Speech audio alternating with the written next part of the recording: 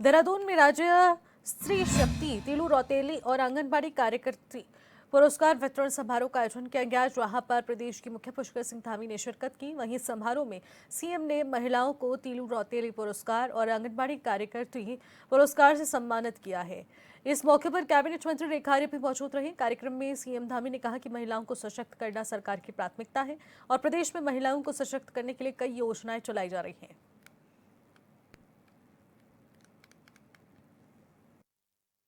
विभिन्न क्षेत्रों में हर जनपद में उत्कृष्ट कार्य करने वाली समाज के क्षेत्र में, महिलाओं के क्षेत्र में ऐसी मातृशक्ति की प्रतीक महिलाओं को यहाँ सम्मानित किया जाता है। अनेक अनेक क्षेत्रों में जिन्होंने उत्कृष्ट प्रदर्शन किए हों, इसी प्रकार जो आंगनबाड़ी हमारी सहायिकाएँ हैं, कार्यकर्ताएँ हैं, उन सबको भी सम्मानित किया जाता है। इसके पीछे हमारा हेतु है कि महिलाएं अपने क्षेत्रों में और आगे बढ़ चढ़कर काम करें, उत्कृष्ट प्रदर्शन करें और अपने सर्वोच्च को देने के लिए संकल्पित होकर कार्य करें, इसलिए प्रोत्साहन किया जाता है। और महिलाओं के लिए हम निरंतर अनेक योजनाएं भी चला रहे हैं। राज्य के अंदर हमने महिलाओं के लिए 30% का आरक्षण सुनिश्चित किया है। इसी प्रकार महिला स्वयं सहायता समूह को आगे बढ़ाने के लिए बिना ब्याज के 5 लाख तक का ऋण देने का हमने प्रावधान किया है। सशक्त महिला उत्सव योजना हमने प्रारंभ की है, जिससे कि जो महिलाएं हमारे अनेक प्रकार के उत्पाद बनाती हैं, उन सभी को आगे बढ़ने का अवसर मिले। हमारा प्रयास है हर दृष्टि से महिलाएं आगे आएं और उनके अंदर बहुत सामर्थ्य है। हमारे राज्य की मातृशक्ति में बहुत परिश्रम करने की पराकाष्ठा है। सर्वप्रथम तो मैं आज विशेष दिन है, आप हम सब लोग एकत्रित हुए हैं जिस कार्यक्रम के निमित्त, तो वो है तिल्लू रौतेली सम्मान पुरस्कार और इसके साथ ही हमारी आंगनबाड़ी कार्यकर्ती सम्मान पुरस्कार आज दिया जा रहा है। हमारे प्रदेश के 13 जनपदों की 13 महिलाओं को आज तिल्लू रौतेली पुरस्कार से सम्मानित किया जा रहा है। माननीय मुख्यमंत्री जी वह सम्मान उन्हें देने जा रहे हैं। निश्चित रूप से ये वो महिलाएं हैं जिन्होंने समाज में रहते हुए, समाज की विषम परिस्थितियों का सामना करते हुए अपने पैरों पर खड़ा होना या समाज के लिए एक आदर्श बनने का काम किया है। तो आज वो सम्मानित हो रही हैं, मैं उनको बहुत बधाई देती हूँ। इसके साथ ही हमारे आंगनबाड़ी बहनें भी वो भी सम्मानित हो रही हैं, क्योंकि उन्होंने भी अपने कार्यक्षेत्र में बेहतरीन काम किया। चाहे कुपोषण की लड़ाई हो, सरकार की योजनाओं को धरातल पर उतारना हो, चाहे गर्भवती या गर्भधात्री महिलाओं का ध्यान रखना हो, तो जिन्होंने बहुत बेहतरीन काम किया, आज ऐसी लगभग 33 महिलाएं जो है आंगनबाड़ी महिलाएं सम्मानित होने जा रही है। इसके इतर आपने जो एक प्रश्न किया है कि हमारे जो खिलाड़ी हैं उनका भोजन भत्ता जो है वो 400 रुपये कर दिया गया है। निश्चित रूप से बेहद खुशी की बात है। हमारे खिलाड़ियों को भोजन भत्ता की निश्चित रूप से नितांत आवश्यकता थी, क्योंकि उसी भोजन के माध्यम से वो पोषण जुटाना और पोषण से वो ऊर्जा जुटाना और ऊर्जा से फिर अपनी परफॉर्मेंस में लेकर आना, ये एक क्रम है। तो उसके लिए मैं माननीय मुख्यमंत्री जी का बहुत धन्यवाद देती हूँ कि आपने जो है भोजन भत्ता उनका बढ़ाने का काम किया। निश्चित रूप से अब हमारे खिलाड़ी और ऊर्जा के साथ खेलेंगे और उत्तराखंड की झोली में अधिक से अधिक मेडल ला के देंगे।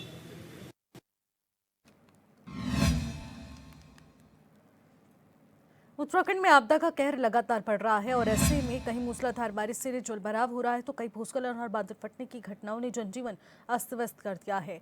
इस बीच मुख्यमंत्री पुष्कर सिंह धामी ने कहा कि आकलन अभी भी कर रहे हैं और नुकसान बहुत ज्यादा हुआ है। उन्होंने कहा कि पुलों और सड़कों के साथ सरकारी संपत्तियों को भारी क्षति पहुंची है और जनहानि भी हुई है।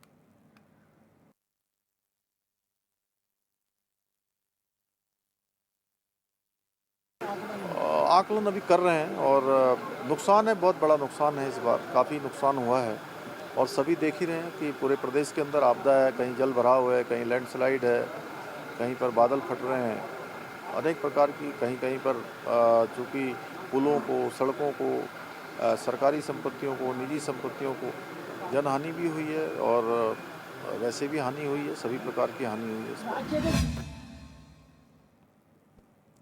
बीजेपी के प्रदेश अध्यक्ष महेंद्र भट्ट ने कार्यकारिणी गठन को लेकर बड़ा बयान दिया। उन्होंने कहा कि प्रदेश के कुछ जिलों में आपदा से गंभीर परिस्थितियां बनी हुई हैं, जिस वजह से वहां के पदाधिकारी फिलहाल इस प्रक्रिया में शामिल नहीं हो पा रहे हैं। भट्ट ने साफ किया है कि आपदा प्रभावित जिलों को छोड़कर बाकी सभी जिलों में जिला कार्यकारिणी का गठन जल्द ही किया जाएगा। इसके बाद प्रदेश कार्यकारिणी का गठन भी अंतिम रूप ले लेगा।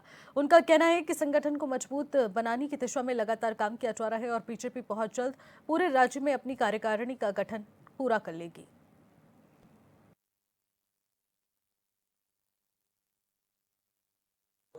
आज और कल लगातार हम लोग कुछ जिले जो आपदा की वजह से उपस्थित नहीं हो पाएंगे उनको हम छोड़ दें। अधिकतर जिलों की जिला कार्य समिति को हम आज और कल में सहमति बना के बहुत जल्दी जिला कार्य समिति हमारी घोषित हो जाएगी और उसके बाद प्रदेश कार्य समिति की भी घोषणा होगी।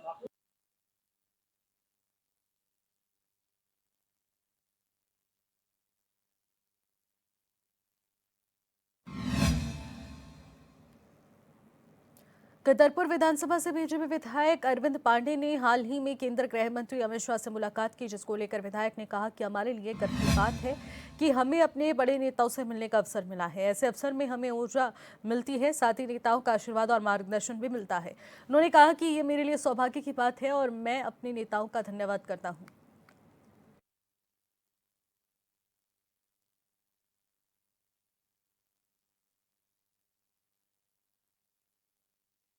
जब आदमी अपने बड़े नेताओं से मिले और तो निश्चय आदमी को खुशी भी होती है और ये तो हम लोगों का सौभाग्य है कि हम लोगों को बड़े नेता हम लोगों को समय समय पर बुलाते रहते हैं, सीख भी देते हैं, आशीर्वाद भी देते हैं, तो हम लोगों का सौभाग्य है और इसी नाते हम लोगों को एनर्जी मिलती है काम। लेकिन अमित शाह जी तो विधायक को तो बहुत कम मिलते हैं, आप चुने गए हैं, उनमें काउदी चुने गए हैं, कुछ स्पेशल है आपको? ये मेरा सौभाग्य है और ये हमारे नेताओं का धन्यवाद। चमोली में मौसम विज्ञान विभाग के भारी बारिश को लेकर ऑरेंज अलर्ट जारी किए जाने को लेकर एक बड़ी बात सामने आई, जिसके चलते 1 सितंबर 2025 से 5 सितंबर तक चारधाम यात्रा पर अस्थायी रोक लगाई गई है। लेकिन यात्रा पर लगी अस्थायी रोक के बावजूद भी तीर्थ यात्री और पर्यटकों के दल बारिश के अलर्ट के बीच भी यात्रा पर पहुंच रहे हैं, जिन्हें चमोली पुलिस पीपलकोटी बैरियर पर ही समझा बुझाकर रोक रही है।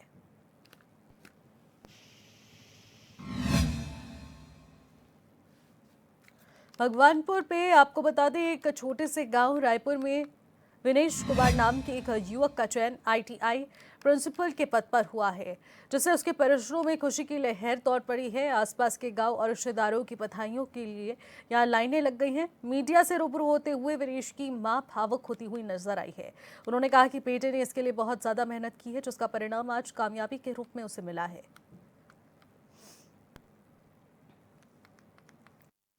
हाँ सर, दिक्कत तो रहती है क्योंकि इंटरनेट कनेक्टिविटी थोड़ा और दूसरी चीज़ें हैं, लाइट, ये सब चीज़ें, इंफ्रास्ट्रक्चर की दिक्कतें रहती हैं। लेकिन इसके साथ ही मतलब थोड़ा मोटिवेशन मिलता है क्योंकि हमारे यहाँ से जो बड़े भाई अमित जी हैं वो DSP के पद पे चयनित हुए थे। उससे पहले वो ITI प्रिंसिपल के पद पर ही चयनित हुए थे। परिवार में किस तरीके का माहौल है? परिवार में सब मतलब पढ़े लिखे लोग हैं, ऐसा नहीं है कि मतलब बहुत ज़्यादा बैकवर्डनेस है, तो ठीक है, एक मोटिवेशन मिलता है घर से भी। खुशी तो बहुत ज्यादा मिल रही थी। इसका अच्छा मतलब हमें तो बहुत अच्छा लग रहा।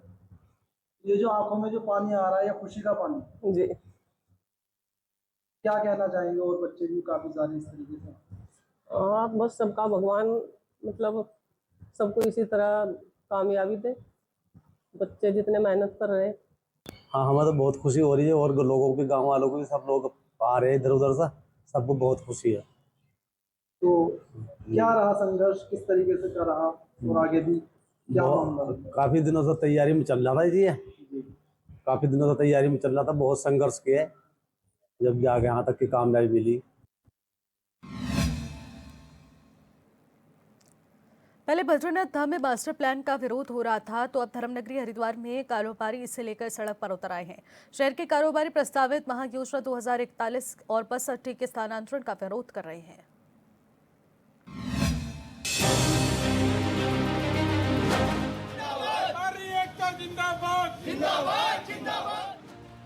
धर्मनगरी हरिद्वार में प्रस्तावित महायोजना 2041 और बस अड्डे के स्थानांतरण के विरोध में प्रांतीय उद्योग व्यापार मंडल ने अपर रोड पर जोरदार धरना प्रदर्शन किया। इस दौरान जिला महामंत्री संजय त्रिवाल की अध्यक्षता और संरक्षक तेज प्रकाश साहू के संचालन में बड़ी संख्या में व्यापारी प्रतिनिधि शामिल हुए। बस अड्डा बचाना है, हरिद्वार से कॉरिडोर भगाना है। व्यापारी बड़ा चिंतित है। एक साथ प्रशासन ने हमारी नींद हराम कर दी, व्यापारियों को बड़ा चिंतित कर दिया। व्यापारी बड़ा परेशान है, बड़ा दुखदायी है। स्थिति बिल्कुल क्लियर नहीं हो रही बाजारों के अंदर, प्रशासन की तरफ से, शासन की तरफ से, न सरकार की तरफ से स्थिति क्लियर हो रही। अरे क्लियर तो करो भाई, दुकानें हमारी कितनी रहेंगी, कितनी नहीं रहेंगी। और हम तो आज बिल्कुल हम तो सड़कों पे हैं, इतनी उत्तराखंड में आपदा आ रखी है, हरिद्वार में काम नहीं है, व्यापार नहीं है, बिल्कुल चौपट पड़ा धंधा, बिल्कुल और ऊपर ये नपाइयां चल रही है हरिद्वार के अंदर, कहाँ जाएगा हरिद्वार का व्यापारी। प्रांतीय उद्योग व्यापार मंडल के जिला महामंत्री संजय त्रिवाल ने कहा कि हरिद्वार एक पौराणिक तीर्थ स्थल है, न कि केवल पर्यटन स्थल। यहाँ की भौगोलिक परिस्थितियाँ अलग अलग है। कावड़ मेले सहित अन्य आयोजनों में हर साल करोड़ों यात्री हरिद्वार पहुँचते हैं और यहाँ की बाजार व गलियों से उनका अनुभव जुड़ा होता है। ऐसे में बस स्टैंड का स्थानांतरण उचित नहीं है। बस अड्डा हटा दो, व्यापार दुकानें तोड़ दो, गलियां तोड़ दो, दुकानें हटा दो, ये क्या का तरीका है? आगे बात तो करो भाई, हमें बताओ तो सही, हमें विश्वास में तो लो कम से कम। बाजारों को बचाने की हमारी तैयारी चल रही है, हम सड़कों पे आज हैं, हमारे परिवार डरे हुए, हमारी दुकानें कल को रहेंगी, हमारी रोजी रोटी रहेगी नहीं रहेगी। अरे स्थिति क्लियर तो करो, प्रशासन से हमारी डिमांड है, निवेदन है सरकार से भी, हाथ जोड़ के जिलाधिकारी से भी निवेदन है, हमें मजबूर ना करें आंदोलन करने में, हमें बाजारों बंद करने में, आंदोलन करने में हमें मजबूर ना करें। व्यापार मंडल ने चेतावनी दी है कि अगर सरकार ने पौराणिक महत्व को नजरअंदाज करते हुए बस स्टैंड को शिफ्ट करने का फैसला किया तो व्यापारी उग्र आंदोलन करने को मजबूर होंगे, जिसकी जवाबदेही जिला प्रशासन और सरकार की होगी। हमारा बस अड्डा शिफ्ट करने के लिए हम बिल्कुल विरोध में है। अंग्रेज बेवकूफ नहीं थे जिन्होंने रेलवे स्टेशन बस अड्डा आमने सामने लगाते थे। इस बस अड्डे में चारों तरफ इतनी सरकारी जमीन है और सब नगर पालिका की, नगर निगम की जमीन है। अगर वो जल निगम का गोदाम, सिंचाई विभाग के कार्यालय, अगर ये पुलिस के, अगर ये रोसवा भी शिफ्ट कर दिया जाए तो उसे जनता को फर्क लगेगा। बस अड्डा शिफ्ट होने से फर्क पड़ता है। इस पर राजनीतिक लोगों की निगाहें हैं। बेशक कीमती जमीन चारों तरफ से अतिक्रमण हटा के इसमें दिल्ली आई एसबीटी कश्मीरी रेट से ज्यादा जगह और 4 साइड ओपन प्लॉट है। इतना बड़ा प्लॉट पूरे हरिद्वार में कहीं नहीं है, लेकिन अतिक्रमण करा के राजनीतिक लोगों ने अपने हित में उसको वोटों की राजनीति के चक्कर में इसलिए चाहते हैं कि यहाँ से हट जाए बस अड्डा। जनता परेशान होती रहे, उन्हें सच्चा लेना देना। हम तो कहते हैं 10 बस अड्डे और बनाओ, लेकिन ये मेन बस अड्डा ये रहना चाहिए, आईएसबीटी ये रहना चाहिए। विकास करो, 10% और बस अड्डे और बनाओ ना। आप क्यों बनाते हैं उनको? आप ऐसा के नाम पे, कुंभ मेले के नाम पे बजट को बर्बाद करना चाहते हैं और व्यापारियों को उजाड़ के उनकी रोजी रोटी खत्म करना चाहते हैं। राजनीतिक लोग वोट मांगने से जरूर आते हैं हमारे पास, लेकिन जनता भ्रमित हो जाती है। ऐसे राजनीतिक लोगों को हम अवश्य जवाब सिखाएंगे। कुछ समय पहले बद्रीनाथ धाम में मास्टर प्लान का विरोध हो रहा था। कई दिनों के आंदोलन के बाद शासन स्तर पर वार्ता हुई, जिसके बाद वहां के लोग मान गए और अब हरिद्वार के कारोबारी सड़क पर हैं। हरिद्वार से मनोज कश्यप की रिपोर्ट।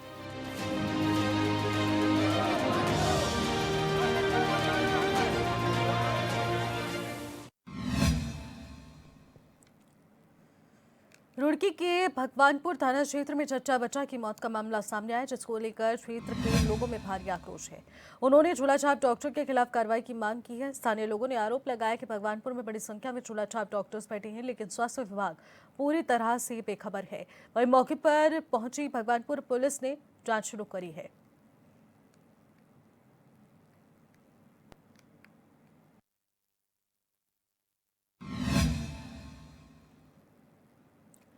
अगली खबर अक्सर से है, जहां पर लंडौरा में स्वास्थ्य विभाग ने अवैध रूप से संचालित चिकित्सा संसाधनों को लेकर बड़ी कार्रवाई की है। अपर मुख्य चिकित्सा अधिकारी रमेश कुंवर ने अवैध चिकित्सा संस्थानों पर छापेमारी की, जिस दौरान उन्होंने 2 एक्सरे सेंटर और 1 ग्लोबल हॉस्पिटल में अल्ट्रासाउंड सेंटर और मान्य अस्पताल को पर्याप्त दस्तावेज न मिलने पर सीज किया है। कार्रवाई की शुरुआत बालाजी मेडिकल स्टोर से हुई और जहां अवैध एक्सरे मशीन पाई गई और इसके बाद बस अड्डे स्थित चौहान एक्सरे सेंटर और शिकारपुर रोड स्थित ग्लोबल हॉस्पिटल के अल्ट्रासाउंड सेंटर को सील किया गया। वहीं बता दें कि डंडरेरा में मान्य अस्पताल को भी पर्याप्त दस्तावेज न मिलने पर बंद कर दिया गया।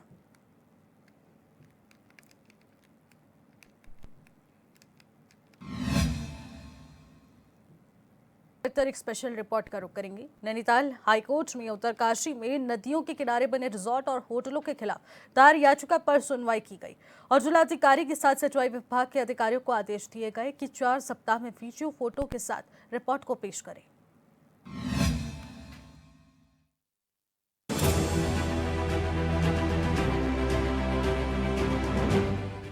उत्तरकाशी में गौमुख से लेकर उत्तरकाशी तक नदी किनारे बने रिजॉर्ट होटलों पर हाईकोर्ट में सुनवाई हुई। कोर्ट ने डीएम उत्तरकाशी को आदेश दिया है कि वो 4 हफ्तों में सभी होटल रिजॉर्ट समेत निर्माण की जांच करे जो वीडियो फोटो के साथ हो। कोर्ट ने कहा है कि जांच पूरी कर पूरी स्टेटस रिपोर्ट कोर्ट में फाइल करें। ये हिमालय दृष्टि मंच द्वारा दायर एक पीएल थी, जिसमें जो बीच में दैवीय आपदा हुई है उत्तरकाशी ज़िले में, भीषण दैवीय आपदा, तो उसके बाद की परिस्थितियों में एक पीआईएल फाइल की गई है। इसका ये था कि ये जो गोमुख से लेकर के उत्तरकाशी तक जगह जगह पर लोगों ने इलीगल कंस्ट्रक्शंस किए हुए हैं और कुछ रिजॉर्ट्स भी बन गए हैं, और जिसकी वजह से जो नदी का जो फ्लड है का जो एरिया है या उसकी जो तीव्रता है वो कुछ दूसरी तरफ अपनी दिशा चेंज कर ले रही है, और जिससे ये विनाशकारी परिस्थितियां पैदा हो रही हैं। तो इसमें कल ऑनरेबल कोर्ट ने डिस्ट्रिक्ट मजिस्ट्रेट और इरिगेशन डिपार्टमेंट के चीफ इंजीनियर को कोर्ट में तलब किया हुआ था, और आज ये दोनों ही वर्चुअली अपीयर हुए, और इनका ये कहना था कि अब इसका जो मुआयना करने के लिए, मौका मुआयना करने के लिए और वास्तुस्थिति पता करने के लिए क्या ऐसा है, तो एक समय चाहिए होगा। तो ऑनरेबल कोर्ट ने दोनों पक्ष को सुनने के बाद 4 हफ्ते का टाइम दिया है, जिसके अंतर्गत इनको एक स्टेटस रिपोर्ट और जो इंक्रोचमेंट्स हैं उनकी एक स्टेटस रिपोर्ट कोर्ट में पेश करनी होगी। सुनवाई के दौरान डीएम उत्तरकाशी और सिंचाई विभाग के अधिकारी कोर्ट में पेश हुए और जांच के लिए टाइम मांगा।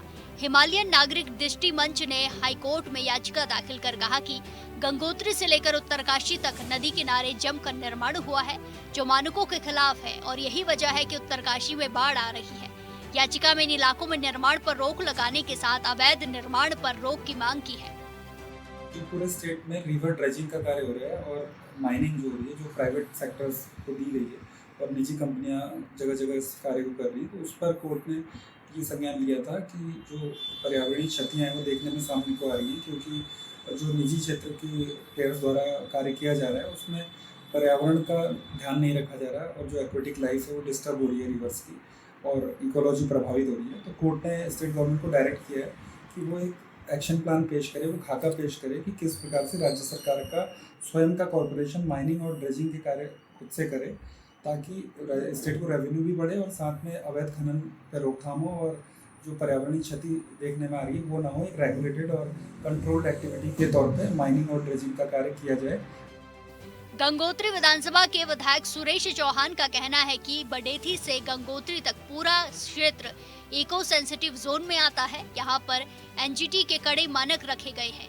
यहाँ जितने भी होटल बने हैं एनजीटी के मानकों के हिसाब से ही बने हैं। कई बार इस क्षेत्र में आपदा आई है, जिसके कारण गंगा में लगातार गाद बढ़ा है और इसके कारण गंगा का जलस्तर बहुत ऊंचाई पर बढ़ रहा है, इसीलिए गाद को हटाना जरूरी है। मान करते हैं, उनको भी हमारी चिंता है, और जो एनजीटी इकोसिस्टम जोन का वो भी अपनी जगह जो है एक नियम है और कानून है, लेकिन हमारी गंगोत्री विधानसभा के अंदर, उत्तरकाशी के अंदर हम लोग नदी से लगे और नालों से लगे हुए हमारी भूमि, क्योंकि 85% के लगभग वन भूमि है, और जो सिविल लैंड है जिसपे लोगों के अपने खेत हैं, अपने खलिहान हैं, उस तरह से लोगों ने अपने मकान बनाए। लेकिन अब जब एनएच और जब यात्रा चली, तो यात्रा के उससे होटल बने हैं, ढाबे बने हैं, लेकिन अपनी ज़मीनों पे लोगों ने बनाया है। नदी का जो भराव है वो दिन पर दिन बढ़ रहा है। नदी का जो लेवल है वो बहुत ज़्यादा ऊपर उठ गया है, और यहाँ पर कभी भी जो नदी में गाद बढ़ती है उसको निकालने का काम नहीं होता है। इससे लोगों में खतरा बार बार बना हुआ रहता है। तो हम चाहते हैं कि नदियों के किनारे जहाँ बस्तियाँ वहाँ सुरक्षात्मक कार्य हो। नंबर 2 बात, जो बहुत ज़्यादा गाद नदी में भर गई है, नदी कभी किसी तरह मुड़ जाती, कभी किसी तरह मुड़ जाती है, और नदी का फाट भी अब बहुत हजारों नाली ज़मीन में जो है नदी में समा गई है। तो हमारा ये कहना है कि सबसे पहले नदी का जो जल स्तर था, जो भरा जो गाद का स्तर था, वो कम से कम 8-10 मीटर ऊपर आ गया है। 8-10 मीटर ऊपर आने से बस्तियों को खतरा उत्पन्न हो गया। तो इस गाद निकालने का जो इकोसिस्टम जोन वाले हैं जो नदी में, ताकि नदी अपने स्वरूप में अपनी जगह बहे और बस्तियों को भी खतरा ना हो। जिला अधिकारी और सिंचाई विभाग के अधिकारी अपनी रिपोर्ट में क्या जिक्र करते हैं ये तो वक्त के साथ पता चलेगा, लेकिन अगर हाई कोर्ट में याचिका दायर कर नदी किनारे बने होटलों पर सवाल उठा है तो बड़ी बात तो है, और इस बात से भी इनकार नहीं किया जा सकता कि हो सकता है मानकों की अनदेखी कर निर्माण कार्य हुआ हो। उत्तरकाशी से दीपक नौटियाल की रिपोर्ट।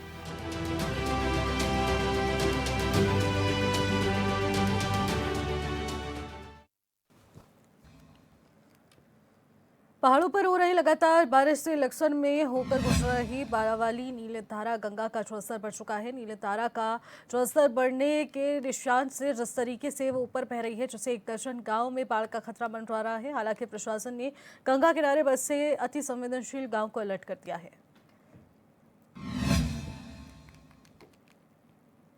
रुड़की के पिरानकलियर में साबिर पाक का सालाना उर्स मेला चल रहा है। वहां लगातार बारिश के चलते जामा मस्जिद के बेसमेंट में पानी भर चुका है। दरअसल दरगाह प्रबंधन ने पानी निकलवाने की व्यवस्था तो की, लेकिन निकाला गया पानी फिर से जर्मन हैंगर के पास छोड़ दिया गया।